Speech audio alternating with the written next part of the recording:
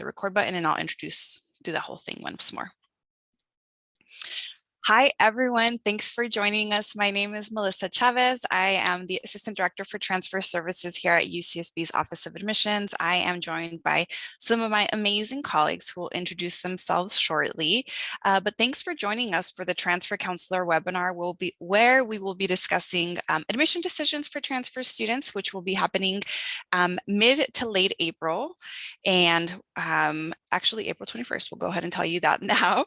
And we'll be talking about an evaluation topic, specifically language other than English, and all of the different ways that that can come into play for the students that you're working with as they navigate the transfer process. So again, thanks for joining us. Please share this recording with your colleagues that were unable to join us. We'll have it posted on our Counselor Resources webpage and our YouTube playlist. So just a quick intro for all of us. So Adra, you want to go ahead and introduce yourself? Sure thing. Hi, everyone. Good afternoon now. My name is Adra Bowman. I'm a transfer admission counselor at UC Santa Barbara, and I primarily work with Santa Barbara City College, Moore Park College, and then schools throughout the greater Bay Area. And I'm Melissa, the Assistant Director for Transfer Services. I coordinate all of the transfer outreach that we do. I am the liaison for some of our local schools, Oxnard and Ventura College, and then schools throughout the state as well. And then we have two other transfer admissions counselors, Colin and Buster. They're not here today, but they are also available to help you out if you are attending there or you work at one of their schools. Claire? Hi, everyone, and welcome. My name is Claire Nagel. I am a senior admissions counselor in the evaluation unit, so I deal more with actual applications and evaluating credit and things like that. And I've been here for about 4 years now. So, Aaron? Good morning, everyone, or good afternoon, actually. My name is Aaron Rivera, and I am the Assistant Director for Evaluation. So I am the manager in evaluation unit that works with all the students who have applied as far as reviewing applications. So you essentially have a panel of experts in our roles here that are happy to provide this information for you. I've mentioned this before if you've attended any of our last webinars, but if you have a topic that you'd want us to kind of cover, we're happy to try to accommodate those requests because we really rely on the information that you share with us to kind of build what these opportunities, what these webinars are all about. We will likely continue offering webinars even when we return to a more in-person environment simply because of access. It really allows us to connect with people throughout the state. Doesn't limit us to a geographic location, but once we're out on the road, we're also really happy to be seeing you in person. So we look forward to that probably in the fall. And with that, we'll go ahead and get started. So we have Adra, Claire, and Aaron that will be looking at the chat, and we're kind of alternating between the presentations. So we'll kind of mix it up a little bit here and there. A lot of info. We'll definitely have time for all of the questions that you might have. Promise that we're covering a lot of content. Just a quick reminder that our next webinar is coming up May 10th.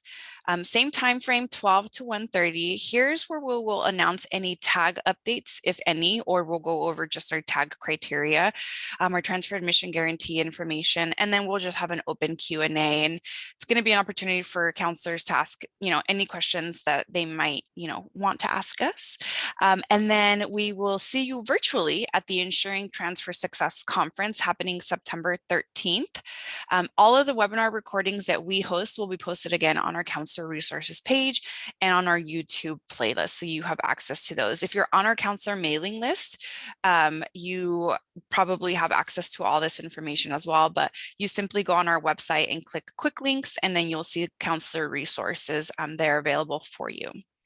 All right, so the transfer application decision timeline is going to look different for all the UCs and then also for CSUs, because we understand that you're probably working with students that are applying to both UC, CSU, and even some private schools, out-of-state schools. So Couple of updates for the timeline. This month, March 31st, the TAU will officially close. So as of now, if students have any updates that they wish to report, if they changed their spring schedule, if they added a late start spring course, anything like that, we want them to update that by submitting another transfer academic update, or TAU. It will close at the end of this month, so they do have a couple more days to submit that. But it's something that is, you all should be aware of. There is an opportunity for students to update us after that point, but it's going to be a campus by campus decision. And we'll let you know during this presentation how your students can contact us to give us any updates or anything like that once that TAU portal closes. In April, we're once again going to remind students to make sure that they have created their UCSB portal, which is where they will log in and see their transfer admission decision. So we don't actually email students and say whether or not they were admitted. They have to log into their portal to see this decision. So we'll remind them to make sure that they've created their account, because we will close our website for a couple of days before transfer decisions are posted, just to make sure that we can load the data and, have less load on the system so that there's no technical difficulties the day of. So we'll notify students via email. And in our last webinar, we shared the link to the portal video, which provides a, step-by-step tutorial on how students can create that. So if your students come to you asking questions about this, you can always refer them to us, but there's a YouTube video that they can look at. And again, they'll have that in their email. And then next month, April 21st, is when we will be releasing our transfer admission decision. So we're really excited about that. We're building up our social media plans to make sure that everyone is aware, and highlighting student perspectives to make sure that students have that student-to-student connection as well. So we're really excited for that, but we understand that it is a stressful time for a lot of students. So we're trying to, address some of those concerns as well. In May, we'll have admitted student events. Specifically, we are transitioning to a little bit of a hybrid model with events. So we're going to be continuing to offer virtual events for admitted students and also prospective students. We don't forget about them during this time of year. They still have access to virtual appointments and webinars and all of that. But for our admitted students, we'll actually have an admitted student event called Gaucho Transfer Friday. We're going to have a virtual day, and we're also going to have an in-person day here on our campus. And the in-person day is on May 6th, so Friday, May 6th.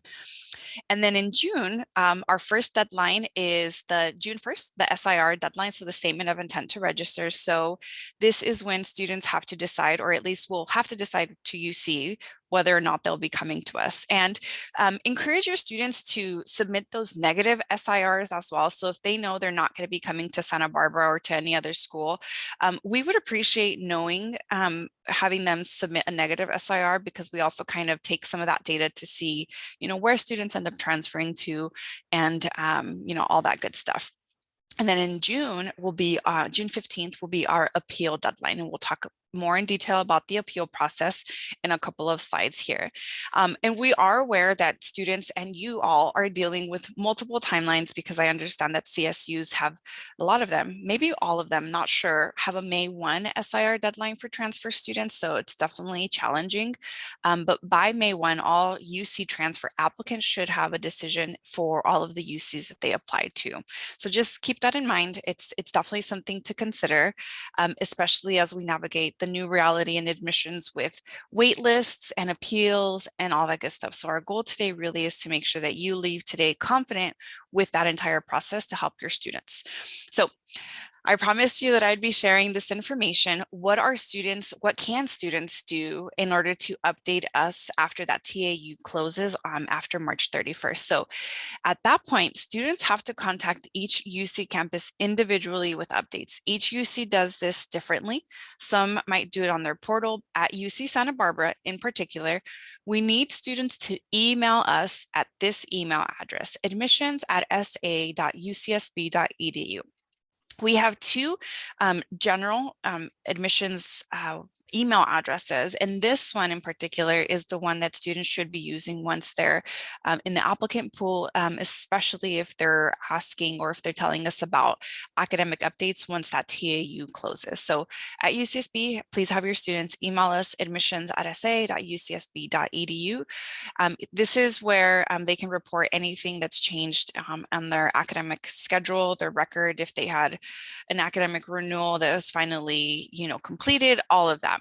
In their email, they must include their full name, their UCSB perm number, which is their ID number that's specific to Santa Barbara's campus, or their UC application ID number, either one of those. Full details of the update. More details are better than not enough details, so definitely encourage them to be as detailed as possible. And this email needs to come from the email address they use to submit the UC application. This is how we can verify that it is in fact a student emailing us with those updates and not somebody who's making a really bad joke on that student. So please be sure to tell your students to follow these steps to update us with any changes after March 31st. Their admissions portal, again, is really, really important. This is where students will log in to see their admission decision at UCSB. We've emailed them and we will email them again next month before decisions are posted.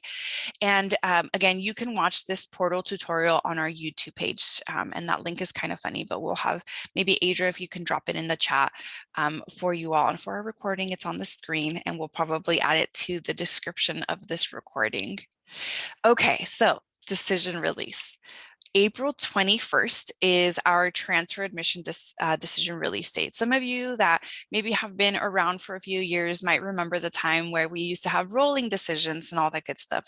Now we really are, I think maybe in our 3rd or 4th year, where we are releasing all of our transfer admission decisions on the same day. So it builds up some of that excitement similar to our high school students get. So we really wanted to make sure that we kind of give that opportunity to transfer students as well. So there are a couple of decisions that your students might see on admission decision release date. And it's, again, April 21st.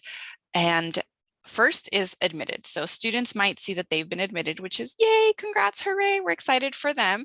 That means that the student was offered admission, and that student should be reviewing their steps to enrollment and their conditions of admission.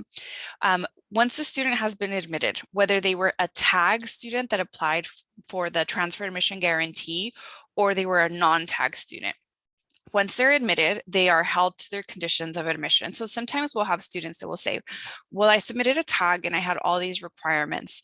Now that they've been admitted, they're held to their conditions of admission. So their tag criteria, you can kind of put that off to the side and really pay attention to the conditions of admission.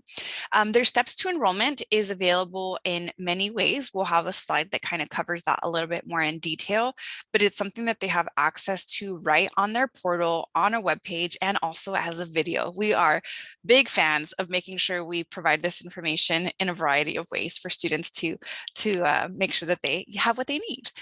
Then you might also see that some students were not admitted.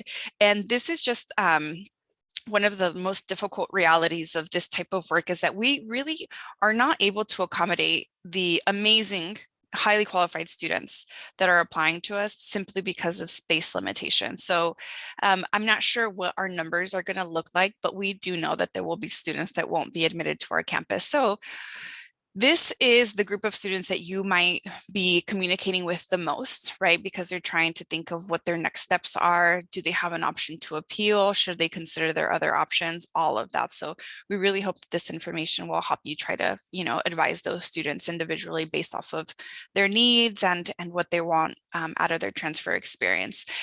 Transfer students that are not admitted can contact us and should contact us. We want them to contact us so that we can let them know what was wrong, why they weren't admitted. We at the transfer level can be a little bit more transparent simply because these are college students that need to know exactly how to best prepare for their next step, whether that's an appeal or taking another year at community college or accepting an admission offer elsewhere from a school that did admit them. It's really important for them to be aware of this because, again, these are college students that are already working towards that college degree. So we want to make sure that we provide that service for them so that they can, again, make that best decision for themselves. So they should definitely contact us. On a case-by-case basis, we can recommend or suggest the appeal process, but please know that the appeal process is not necessarily going to be helpful for every single student. It just kind of comes down to the student situation. And again, we'll talk a little bit more about the appeal later. Then we might also see students that have a waitlist offer. So a waitlist offer essentially means that they were a really great student. If we had the space, we would have admitted them. So while we can't admit them, we're asking them, do you want to join our waitlist? And if they join the waitlist, they do have to opt into the waitlist. That just means that if space becomes available later on, we could potentially offer them admission. But the waitlist timeline is never going to come any earlier than June 1. And probably no later than August. So this waitlist offer really, really encourage students to see it as not as a maybe, not as a we'll let you know later, as a if space is available later on, they might contact me to give me that space, but there's no guarantee, there's really no trends. And with COVID the last couple of years, all trends are kind of out the window, right? Because we really aren't sure what's happening with student enrollment because the last 2 years have been really, really different. So even trying to compare it to what happened for fall of 2019 is kind of tough because again, it's just such a different admissions process, a different applicant pool. So we're happy to help students one by one as, depending on what the situation is. So decision release, April 21st, potentially students would be admitted, not admitted, or potentially be offered a spot on the wait list. All right, I think this is my last slide. Correct me if I'm wrong, Adra. So admitted students, their deadline to submit their SIR, Statement of Intent to Register, is June 1. So that's when they have to say yes to us or no to us. We typically can't extend this deadline. So this is a really hard deadline because again, it allows us to see where we are in terms of enrollment to potentially possibly go to the wait list if we have to after this deadline. But for your admitted students, again, emphasize that their conditions of admission explain in detail what they need to do to continue with their offer. This also explains to them what to do if they have any changes in their academic schedule in the spring that was, before the TAU deadline closed and they didn't notify us of that by the time decisions were released. So if anything changes, they have to let us know because at that point it could potentially, affect their admission. We have to look at all of these situations on a case-by-case basis because again, no situation is the same. It's very unique to the student and the major that they're applying to, all kinds of stuff. So their conditions of admission explain what they need to do to continue with their offer of admission and explains in detail what they need to do if they need to report any changes, which is also emailing us at admissions@SA. These conditions are available directly from their portal, and they're also available on our website where they can actually see the transfer conditions of admissions as a PDF and also just on the web page as well.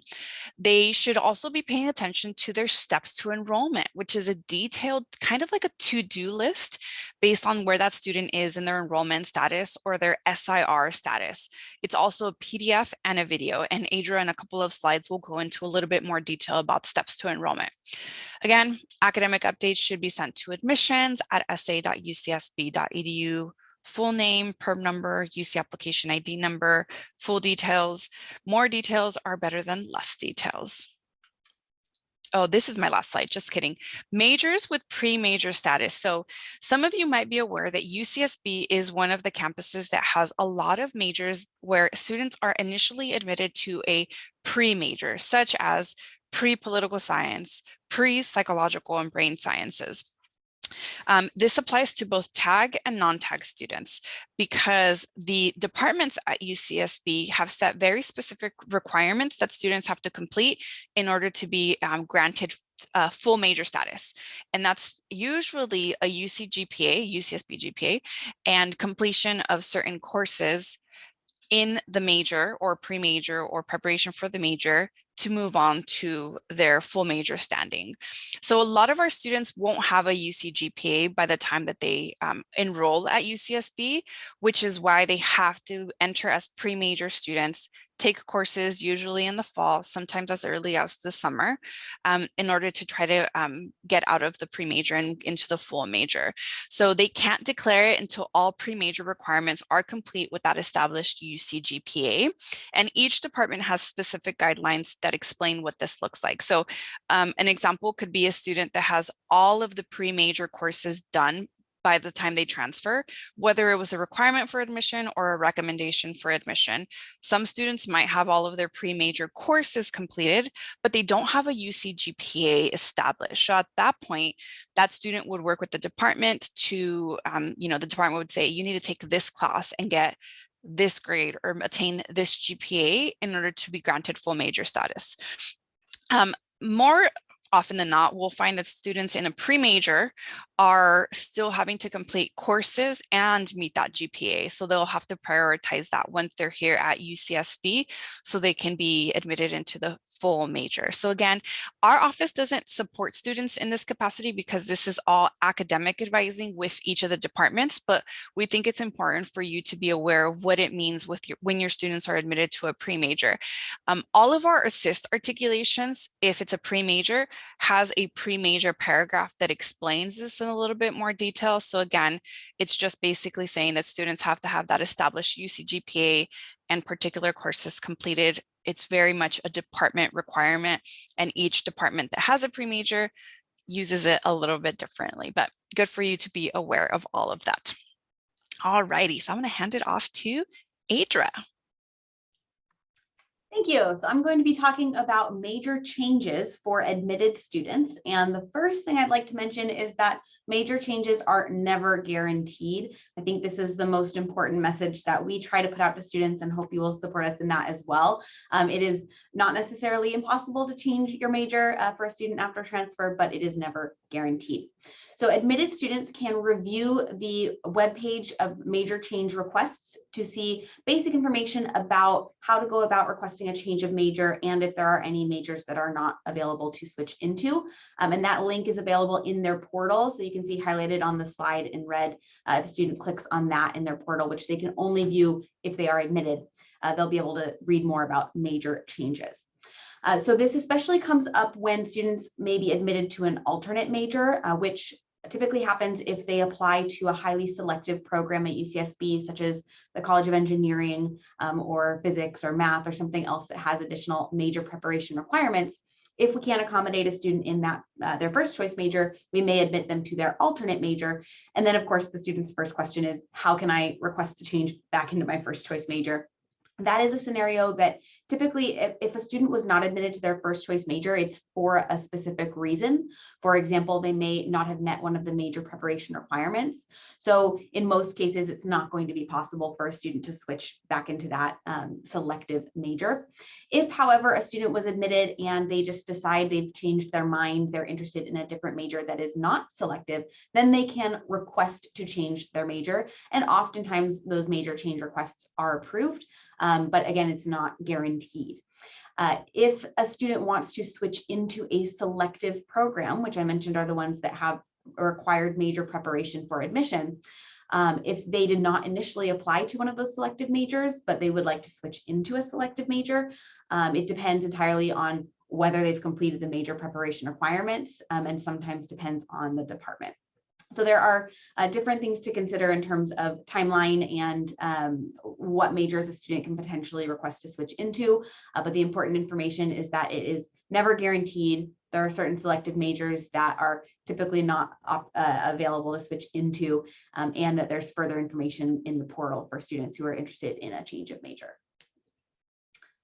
All right, so students who are not admitted. This is something that we provide for students that not a lot of them are actually aware of, but students who are not admitted as transfers to UCSB can actually contact our office directly. They'll be put in contact with an evaluator or an outreach advisor, someone who can actually explain to them why they were not admitted in as much detail as we can, which may vary from student to student. But for example, if a student applied for TAG and they believe they met all the TAG requirements and then they were not admitted, that's a great scenario of a student who should contact us, and then we can look at their application and say, well, I know you thought you met TAG, but you have these 2 courses that were limited with one another, so you actually didn't meet the unit requirement, so you were not admitted. So that's the kind of information we can provide to students who are not admitted. We do not do this for freshman applicants. We only do this for transfers. And then that kind of information can help the student understand if appealing is going to make sense for them. So for example, if a student was denied admission because they didn't have enough units, and then we find out when we talk to them that it's because they had an AP exam that they didn't report, and so they did actually have enough units. That's a scenario where a student might appeal. And remember, there are no guarantees with the appeal, even in a scenario like that, but they can always try. Most appeals require spring grades in order for us to have the full information that we need to make a decision on the appeal. But we always encourage, of course, students not to rely on the appeal process, but to consider their other options, which may mean considering applying to or accepting an offer at another UC or other campus. And it is also important for students to know that they can reapply to UCSB in a future term, so next year or later, if they stay at the community college. So they should not transfer to another UC or another school and then expect to transfer to UCSB from there. But if they stay at the community college another year, then they can reapply. And in that scenario too, it's really important for students to talk to us so that we can tell them exactly what they should do to strengthen their application and increase their chances of admission. And then for waitlisted students, as Melissa mentioned earlier, it's very important to remember that waitlisted students have not been admitted. It's not you just find out later that you were admitted. It's a you find out later if you were admitted. And again, the waitlist varies a lot from year to year, so there are no guarantees. Waitlisted students are great students. They often have offers of admission from other campuses because they were great students. We just simply did not have the space to admit them to UCSB. They do have to opt in to the wait list. So this is critical. If a student was offered a space on the wait list and then they do nothing, they are not going to be placed on the wait list. They have to opt in, which they do through their portal. And that's where you as counselors and us as counselors help students to understand their options. We always encourage students who are waitlisted to accept their offer of admission to another campus if they have it. And then if they get admitted of UCSB's waitlist later on, they can change their mind and decide to go to UCSB, but at least they have another option waiting for them.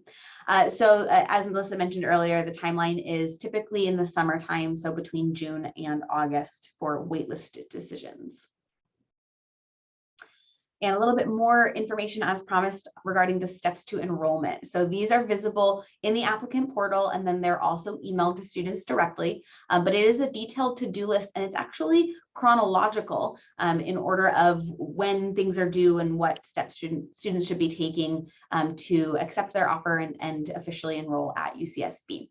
So the different steps to enrollment may be marked as complete or not applicable depending on the student's SIR status. So before they have submitted their statement of intent to register, they may see some of the steps to enrollment grayed out, and then after they submit their statement of intent to register, they'll say complete or not complete.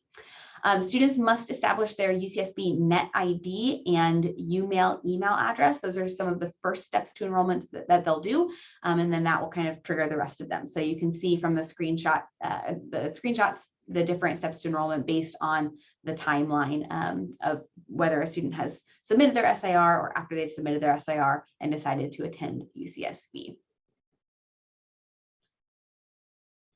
One of the steps to enrollment that frequently gives students pause, maybe sometimes causes a little bit of unnecessary panic, is the entry-level writing requirement. So this is a requirement for all incoming students to the University of California. However, all transfer students have already completed this requirement. They've already met it because we require 2 transferable English courses for transfer admission. So it will say for some students, this step may appear as complete with the green box. Some students, it may appear as not complete with the red box. However, all transfer students will see this notice that says not applicable. So this requirement is not applicable to transfer students. They can ignore it, whether it says complete or not complete. That just is dependent on some internal processes with how we reviewed their application. And I won't get into that. It's too complicated and not necessary, but whether a student sees complete or not complete for this particular step 2 enrollment does not matter. It is not, they don't have to worry about it as transfer students. All right, transcripts and documents. So there are going to be much more detailed information in the applicant portals in terms of which specific documents we require and when. But in general, students must submit official transcripts from all colleges attended. If you have multiple colleges in the same district that share a transcript and it says on the transcript which college each course was taken at, that is acceptable. So for Foothill and De Anza, if the transcript says whether classes were taken at Foothill versus De Anza, that one transcript is fine. However, if it doesn't delineate the different colleges, then we need official transcripts from both schools. And of course, that includes any colleges attended while a student was in high school. We don't accept pass along credit. It's important that any college a student has courses in progress for spring 2022, they wait until those spring grades are posted before sending the official transcript.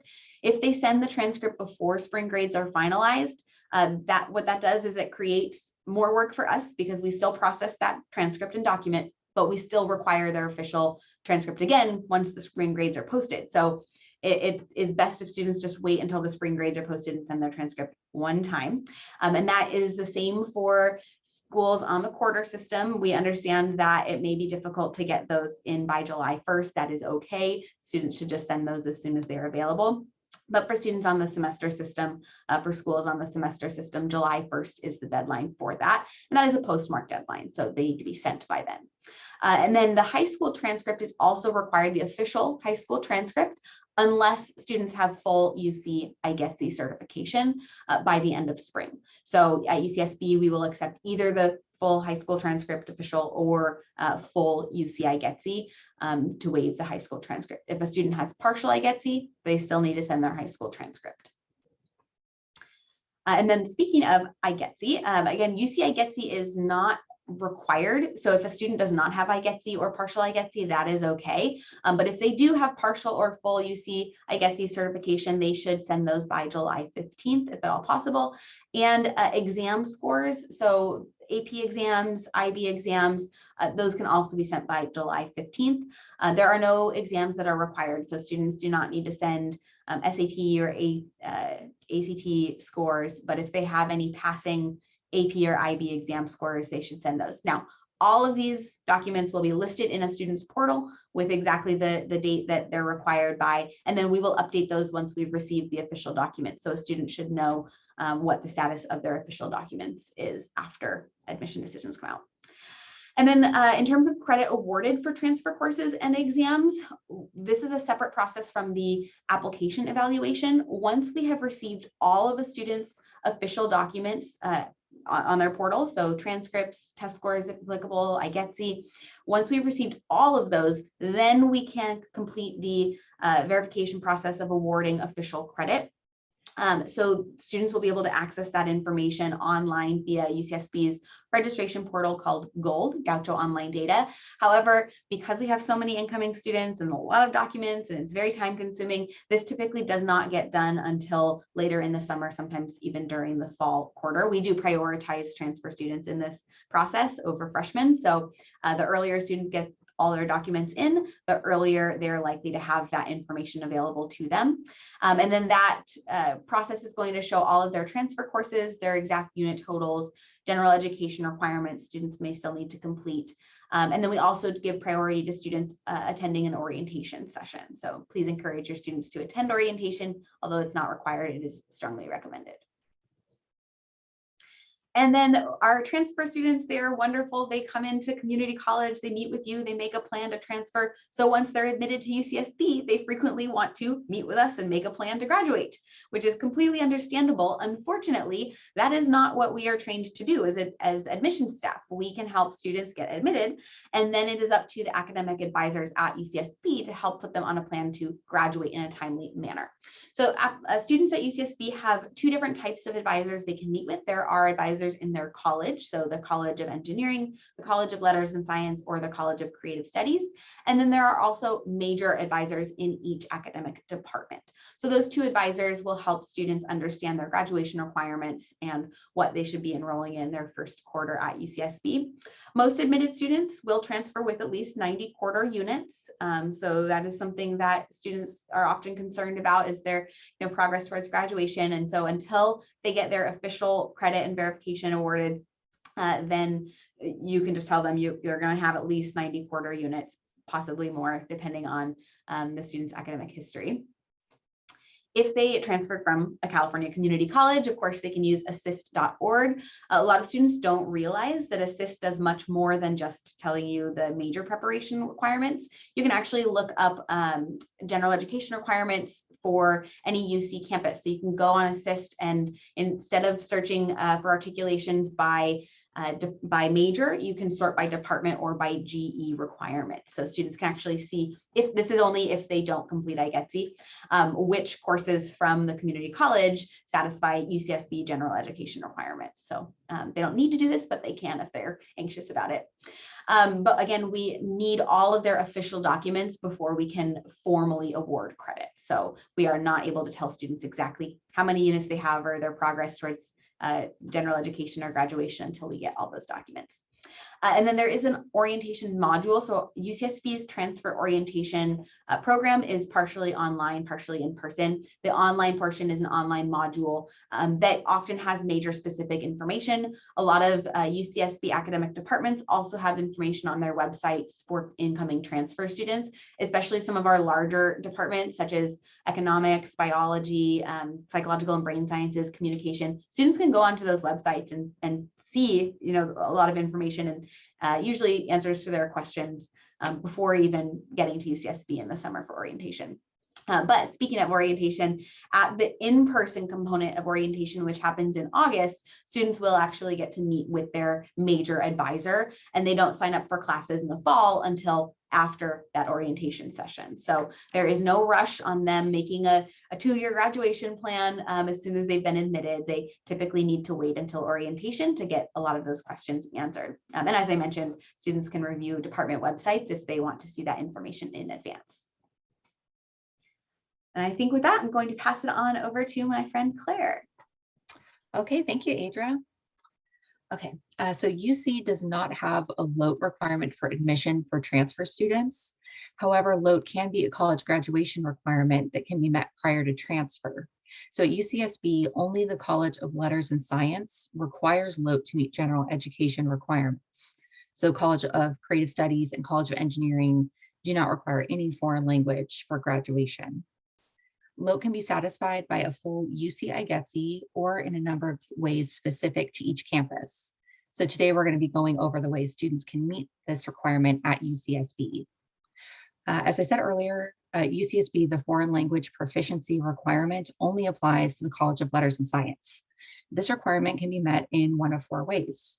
So first, by completing foreign language level 3, which is the 3rd quarter at UCSB, or its equivalent at another college or university, typically the 3rd quarter if you're on a quarter system, or the 2nd semester if you're on a semester system. Students who meet this requirement with a college level course will need 184 overall units to fulfill degree requirements. Students can also meet the requirement by completing the 3rd level or 3rd year of a language in high school with an average grade of C in the course. So it's 2.0 or better in that year of coursework. They can also meet it by passing a UCSB foreign language placement exam. This option is available for native speakers as well as students who have acquired a language. Students would just need to contact the individual department for information on placement exams in that chosen language. Okay. The 4th way, Foreign language can also be satisfied with exam scores, such as a 3 or higher on an AP exam in a foreign language, a 5 or higher on a higher level IB exam in a foreign language. So a standard level exam will not meet the requirement. While SAT subject exams are no longer offered, qualifying scores from prior years can still be used to meet the requirement. So if a student took a subject exam a few years ago while they were in high school, they can still use that score to meet LOTE. So the qualifying scores are listed on this slide, and students can also find them in UCSB's online catalog. Okay. IGETS, only a full UC IGETS will waive the campus-specific GE pattern, which includes foreign language graduation requirement for the College of Letters and Science, and it also waives the high school transcript requirements. UC honors the IGETS as is. So if your college requires less than UCSB's GE requirement, so like less than the 3rd level, a full UC IGETS will still meet our GE requirement. Okay. A partial UC IGETS does not waive the high school transcript requirement or our GE requirements at the time of enrollment. In that case, students with a partial IGETS will have to work with college advisors after arriving at UCSB to learn more about their options for completing GE. Okay. So certain majors may recommend LOTE for major prep. So it's important to remember that LOTE is not required for admission to any major at UCSB. However, majors with LOTE graduation requirements often require 2 full years of instruction in the language. So that's why we strongly recommend that students applying to those majors complete some or even all of the foreign language courses prior to transfer, just to keep them on track. Majors that require LOTE for graduation include, but are not limited to, comparative literature, English, global studies, linguistics, and languages. Okay, so I'm going to hand it off to Aaron to talk about other ways that students can satisfy LOTE. Okay, so in a lot of situations, we will find students who have a mixed curriculum as far as high school. And what that means is they may have completed high school, at least the start of high school in one country before coming over to the United States or another English-speaking country to finish. So for students in this situation, if a student was educated in a language other than English through at least the 9th grade or beyond, they can meet the LOTE GE requirement by submitting an official transcript from that school. However, students who are in this scenario are considered proficient speakers in that language. And for that reason, they would not receive credit for AP or IB exams or language acquisition courses taken in that language, which then could result in a student being short units and could affect their transferable GPA for UC. What would happen is, for instance, if we had a student who was educated in Mexico, the language of instruction was Spanish through at least the 9th grade, and then they go to the community college and take Spanish, let's say 1 and 2, we would mark that course no credit language of instruction. So it really just comes down to proficiency through at least the 9th grade. Next. And as Claire was talking about, some of our majors do require LOTEs beyond the 3 quarters or 2 semesters needed for the College of Letters and Science GE requirement. Now, one of the most popular majors on our campus, as far as students completing their degrees in, where this is the case, is the Global Studies major. And now, while major preparation is not needed as far as admissions requirement, getting as much done before you get to UC is highly encouraged. Now, on this particular slide here, this is an example of what we have on assist for the Global Studies BA. Now, if you look down to preparation for the major, specifically under point 2, it says completion of quarter 6 or semester 4, equivalent of a modern foreign language. Now, again, we don't require students to have done this prior to transferring to UCSB, but that's a lot of foreign language to make up if a student hasn't completed any when they matriculated at UCSB. And in addition to that, you look at bullet point 3, they actually do need an additional 3 quarters or 2 semesters of foreign language. Now, if a student were, let's say, to take 6 semesters of French, and then transfer to UCSB, they could take an additional 3/4 of upper division French at UCSB to fulfill this requirement. Or they could take, let's say, 3/4 of lower division Spanish at UCSB to meet that requirement. Now, one thing that's important to remember here is, again, we don't require that foreign language be completed prior to it being admitted to UCSB. But the more preparation you have done, the better progress you will make toward graduation. And while we may not see this often, it is possible for a student to get into the global studies major without having taken any foreign language, which means that if you look back at how many quarters are needed to graduate with the global studies BA, that student could be looking at as many as 9 quarters at UCSB as far as foreign language is concerned, which would definitely impact their progression toward graduation. So really, it's important to let students know that, other than the general education requirement, they really want to look at the major requirements to make sure that, they're making good progression toward their degree as far as foreign language is concerned, if the major calls for it. And again, as you said, only the College of Letters and Science will have LOTE as a general education graduation requirement. And this is just a snapshot of the particular focuses at UCSB that do require foreign language, or Bachelor of Arts, Bachelor of Science, and Bachelor of Fine Arts or Bachelor of Music degree within the College of Letters and Science. Now, in this particular example here, this is, we wanted to give you all a visual of what we mean by LOTE through the 9th grade. So in this first example, we have a student who attended Beijing No. 2 middle school through the 9th grade, which is typical middle school in China. We would then consider this student to be proficient in that language. They didn't transfer to Rigetti to finish 10th through 12th. We would say that because they completed through the 9th grade in a language other than English, we would say that the LOTE GE requirement has been met. However, we would not award credit for AP Chinese language exam or Chinese language acquisition courses at the lower division level. In another example, student only attended Beijing No. 2 middle school through 8th grade. They then went to Rigetti High School for all 4 years of high school in the United States. Would they have met LOTE just based on this scenario? The answer is no. However, we would allow them to have credit for AP Chinese and language acquisition courses because they did not complete at least through the 9th grade in Chinese, or in any scenario where the language of instruction was not English.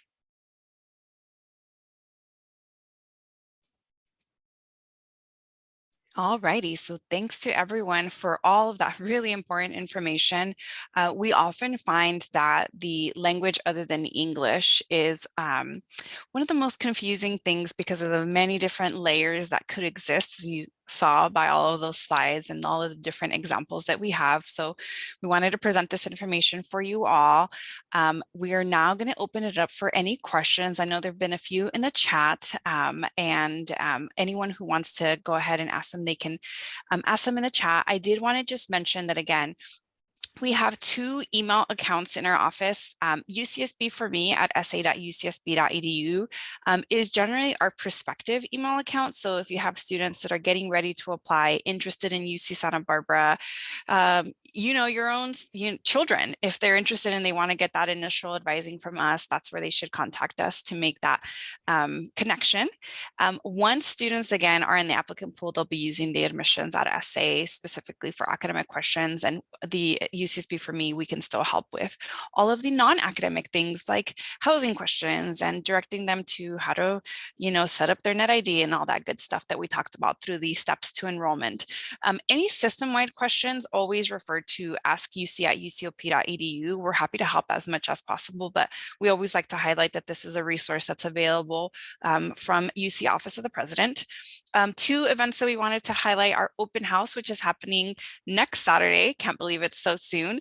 An outdoor only event where we will be welcoming and showcasing you all. If you're going to be joining us, please register so that we can provide you with parking information and all that good stuff.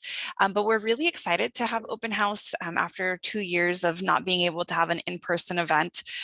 We are hoping for a beautiful day with lots of sunshine and on a lot of really just amazing energy. So we look forward to that. We also will again have our Gaucho Transfer Friday event on May 6th. This is the in-person version of the event for admitted transfer students only. And the link below is for your counselor resources. And then we have a couple of just quick, I wanted to put this on here, but we can take any questions that might be coming in.